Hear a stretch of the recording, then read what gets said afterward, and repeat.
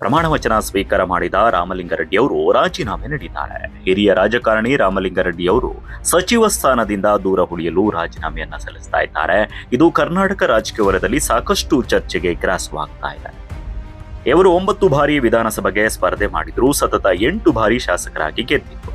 Veerappa Moily, SM. Krishna, Dharam ಸಿಂಗ್ಗೆ Siddaramaiah ಅವರ ಕಾಲದಲ್ಲಿ ಸಚಿವರಾಗಿ ಕೆಲಸವನ್ನ ನಿರ್ವಹಿಸಿದ್ರು. ಆದರೆ ಜಲಸಂಪನ್ಮೂಲ ಸಚಿವರಾಗಿ ಪ್ರಮಾಣ ವಚನ ಸ್ವೀಕಾರ ಮಾಡಿದ ರಾಮಲಿಂಗಾರೆಡ್ಡಿ ಅವರು ದಿಢೀರ್ನೆ ರಾಜೀನಾಮೆ ಪತ್ರವನ್ನ ಡಿ.ಕೆ. ಶಿವಕುಮಾರ್ ಅವರಿಗೆ ರವಾನೆ ಮಾಡ್ತಾ ಇದ್ದಾರೆ. ಈ ಕುರಿತು ಅವರೇ ಮಾತನಾಡಿದ್ದಾರೆ.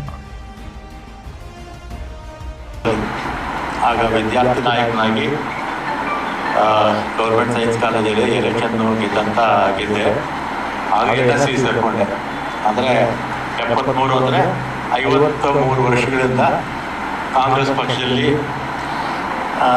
NSYಯಲ್ಲಿ ಮತ್ತು ಯೂತ್ ಕಾಂಗ್ರೆಸ್ಸು ಮತ್ತು ಬ್ಲಾಕ್ ಅಧ್ಯಕ್ಷನಾಗಿ ಕಾರ್ಯಾಧ್ಯಕ್ಷರವರೆಗೂ ಕೂಡ ಕೆಲಸ ಮಾಡಿದ್ದೀನಿ. ಇದು ಕಾಂಗ್ರೆಸ್ ಪಕ್ಷ ನನಗೆ ಸಾಕಷ್ಟು ಅವಕಾಶಗಳನ್ನು ಕೊಟ್ಟಿದೆ. 9 ಬಾರಿ ವಿಧಾನಸಭೆಗೆ ಸ್ಪರ್ಧೆ ಮಾಡಿದ್ದೆ. ಮೊದಲು 1985ರಲ್ಲಿ ನಾನು ಅಪ್ಲಿಕೇಶನ್ ಹಾಕಿದ್ದೆ. ಯಾರ ಮನೆಗೂ ಹೋಗಿ ನನಗೆ ಅಸೆಂಬ್ಲಿ ಸೀಟ್ ಕೊಡಿ ಅಂತ ಕೇಳಿರಲಿಲ್ಲ. ವೀರಪ್ಪಲ್ಲಿಯವರೇ ಕರೆದು ಸೀಟು ನನಗೆ ಕೊಟ್ಟರು. ಆಗ ಸೋತೆ ನಾನು. ಆಮೇಲೆ 89ರಿಂದ ಸತತವಾಗಿ 8 ಬಾರಿ ಬೆಂಗಳೂರು ನಗರದಲ್ಲಿ ಶಾಸಕನಾಗಿ, ಜಯನಗರ ಮತ್ತು BTO ವಿಧಾನಸಭಾ ಕ್ಷೇತ್ರದಲ್ಲಿ ಶಾಸಕನಾಗಿ ಗೆದ್ದಿದ್ದೇನೆ. ಮೊದಲ ಸಲ ವೀರಪ್ಪಯ್ಯವರ ಮಂತ್ರಿಮಂಡಲದಲ್ಲಿ ಸಚಿವನಾಗಿದ್ದೆ. ಆಮೇಲೆ ಎಸ್.ಎಂ. ಕೃಷ್ಣ ಅವರ ಕಾಲದಲ್ಲಿ ಸಚಿವನಾಗಿದ್ದೆ. ಧರಂ ಸಿಂಗ್ ಅವರ ಕಾಲದಲ್ಲೂ ಸಚಿವನಾಗಿದ್ದೆ. ಸಿದ್ದರಾಮಯ್ಯ 2 ಅವಧಿಯಲ್ಲಿ ಸಚಿವನಾಗಿದ್ದೆ. ಎಲ್ಲ ಮುಖ್ಯಮಂತ್ರಿಗಳ ಹತ್ರ ಕೂಡ ಯಾವತ್ತೂ ಕೂಡ ನನಗೆ ಮಂತ್ರಿ ಮಾಡಿ ಅಥವಾ ಇಂಥ ಪೋರ್ಟ್ಫೋಲಿಯೋ ಕೊಡಿ ಅಂತ ಯಾವ ಮುಖ್ಯಮಂತ್ರಿಗಳು ನಾನು ಹೇಳಿರಲಿಲ್ಲ. ಆಮೇಲೆ 2023ರಲ್ಲಿ ಮುಖ್ಯಮಂತ್ರಿಗಳು ಸಿದ್ದರಾಮಯ್ಯನವರು. ಆಗ ನಾನು ಅವರು ನಾನು ಮಿನಿಸ್ಟರ್ ಮಾಡಿ ನಾನೇನು ಹೇಳಿರಲಿಲ್ಲ. ಅವರೇ ಕರೆದು ನಮ್ಮ ಮಿನಿಸ್ಟರ್ ಮಾಡೋರು. ಆಮೇಲೆ 20ನೇ ತಾರೀಕು ಪ್ರಮಾಣ ವಚನ ಆಯಿತು. 23ನೇ ತಾರೀಕು ಸುರೇಶ್, ನಮ್ಮ ಬೈಕ್ ಸುರೇಶ್ ಮಂತ್ರಿಗಳಾಗ ಅವರು ಫೋನ್ ಮಾಡಿ ಮುಖ್ಯಮಂತ್ರಿಗಳು ಮಾತಾಡೋಕ್ಕೆ ಅಂತ ಬನ್ನಿ ಅಂದರು. ಕರೆಯಲ್ಲೇ ಪಾರ್ಕಿಂಗಲ್ಲಿ ನಾವು ಸುರೇಶ್ ಮಾತಾಡಿದ್ವಿ. ಏನು ಕರೆದಿದ್ದೀವಿ ಅಂತ ಕೇಳಿದೆ.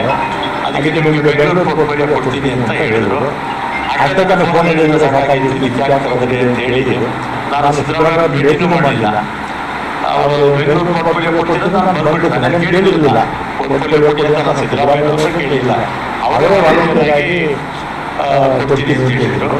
ಆಮೇಲೆ 25ಕ್ಕೆ ಅನೌನ್ಸ್ ಆಯಿತು ಪೋರ್ಟ್ಫೋಲಿಯೋ. ಆಮೇಲೆ ಮತ್ತೆ ಟ್ರಾನ್ಸ್ಫರ್ ಹಾಕ್ಬಿಟ್ಟಿದ್ರು. ಆಮೇಲೆ ನಾನು ಫೋನ್ ಮಾಡಿದೆ, ಸುರೇಶ್ ಫೋನ್ ಮಾಡಿದೆ. ಅವ್ರ ಜೊತೆ ಕಾರಣ ಹೋಗ್ತಾ ಇದ್ರು, ಆಯಿತು ಅಂತ ಹೇಳಿದೆ. ಬೇರೆ ಸಮಯ ಆಗೋಯ್ತು ಅಂತ ಹೇಳಿದರು. ಆಮೇಲೆ ನಾನು 25ನೇ ತಾರೀಕು ಮಾತಾಡಿದ್ಮೇಲೆ ನನಗೆ ನಾನೇನು ಕೇಳಿರಲಿಲ್ಲ. ಯಾರೋ ಇಂಥ ಇಲಾಖೆ ಬೇಕು ಅಂತ ನಾನು ಕೇಳಿರಲಿಲ್ಲ. ಅವರೇ ಕರೆದು ಕೊಡ್ತೀನಿ ಅಂತ ಹೇಳಿದರು. ಆಮೇಲೆ ನನ್ನ ಕಾಲ ನಮ್ಮ ಮಂತ್ರಿಮಂಡಲದಲ್ಲಿ ಇರೋದಿಲ್ಲ ಅಂತ ನಾನು ಹೇಳಿದೆ. ಆಮೇಲೆ ನಮ್ಮ ಈಗಿನ ಮುಖ್ಯಮಂತ್ರಿಗಳು ಯಾರು ನಮ್ಮ ಶಿವಕುಮಾರ್ ಅವರು ಮತ್ತು ಅವರ ಸಹೋದರ ಡಿ.ಕೆ. ಸುರೇಶು ಇವರೆಲ್ಲ ನಮ್ಮ ಮನೆಗೆ ಬಂದು 2 ವರ್ಷ ಆದಮೇಲೆ ನಾನೇ ಚೀಫ್ ಮಿನಿಸ್ಟರ್ ಆಗ್ತೀನಿ, ಆಗ ನಿನಗೆ ಪೋರ್ಟ್ಫೋಲಿಯೋ ಬಿಟ್ಕೊಡ್ತೀನಪ್ಪ ಅಂತ. ನಾನು ಸಾಯಂಕಾಲ 4 ಗಂಟೆ ಹೋಗಿದ್ರು ಮನೇಲಿ. 4 ಗಂಟೆ ನಮ್ಮ ಮನೇಲಿ ಇದ್ರು. ನೀವು ಮಾಡಿದ್ರೆಲ್ಲ ಇದಿಲ್ಲ, ಅವರು ಎಲ್ಲ ನಮ್ಮ ಮನೆ ಮುಂದೆನೇ ಇದ್ರು. ನಾನು ಆಯಿತು ಅಂತ ಸುಮ್ಮನೆ ಆದೆ. ಮತ್ತೆ ಮೊನ್ನೆ 25ರಲ್ಲಿ ಅವರು CEO ಆಗಿ ಓಟ್ ತಗೋಬೇಕು. ಆದರೆ ಹಿಂದಿನ ದಿನವೇ ನಾವು ಹೋಗಿದ್ವಿ. ನಾನು ಕೃಷ್ಣರಾಜರು ಇಲ್ಲೇ ಇದ್ದಾರೆ. ಅವರಿಗೆ MLC ಸೀಟ್ಗೆ ರೆಕಮೆಂಡೇಶನ್ ಮಾಡೋದಕ್ಕೆ ಹೋಗಿದ್ವಿ ಕೃಷ್ಣರಾಜ್ ಅವರಿಗೆ. ಆಮೇಲೆ ಕೃಷ್ಣರಾಜ್ ಅವರು ಅವ್ರ ವಿಚಾರ ಮುಗಿದ ಮೇಲೆ ನಾವಿಬ್ಬರು ಪರ್ಸನಲಾಗಿ ಕೂತಿದ್ದಾಗ ನಾನೇನು ಇವ್ರನ್ನ ಶಿವಕುಮಾರ್ ಅವರು ಕೂಡ ನನ್ನ ಮಂತ್ರಿ ಮಾಡ್ಕೊಳ್ಳೋದು ಕೇಳಿಲ್ಲ. ಅಥವಾ ಸಿದ್ದರಾಮಯ್ಯ ಅವರ ನನ್ನ ಮಂತ್ರಿ ಮಾಡೋದು ಸೇರಿಸಿ ಅಂತ ಹೇಳಿಲ್ಲ. ಅಥವಾ ಹೈಕಮಾಂಡ್ ಹೋಗಿ ನನ್ನ ಮಂತ್ರಿ ಮಾಡಿ ನಾನೇನು ಕೇಳಿರಲಿಲ್ಲ.